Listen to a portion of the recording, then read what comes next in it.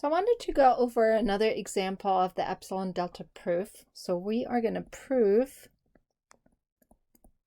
that the limit of 3x minus 1 as x approaches 1 is equal to 2.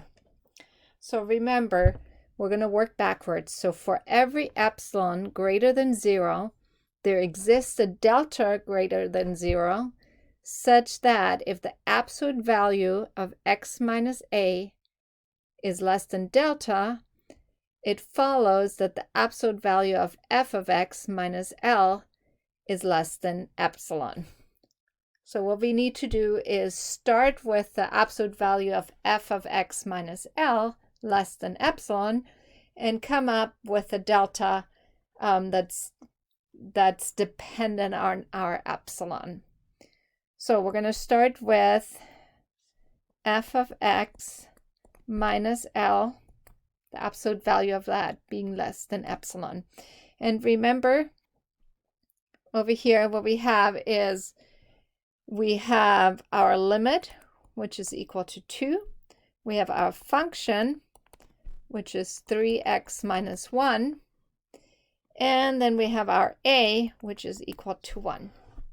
So starting with the absolute value of 3x minus 1, and then subtracting the limit, we have less than epsilon. We now combine what's inside the absolute values, and then we're going to factor out a 3.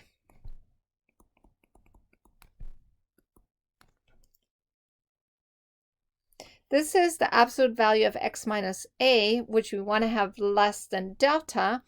So we're going to divide by 3, and we're simply going to say let delta be equal to epsilon divided by 3. So we're now going to have our proof. So for our proof, we're going to say given epsilon greater than 0, choose delta equals epsilon over third. Or we could choose anything smaller. Then, if absolute value x minus a is less than delta, we have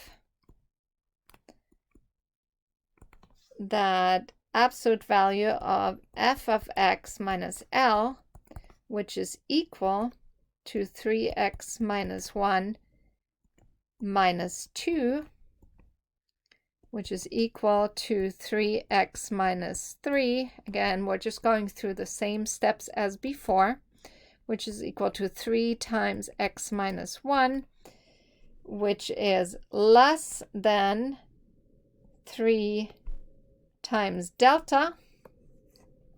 And remember, delta is equal to epsilon thirds, so that's equal to 3 times epsilon thirds.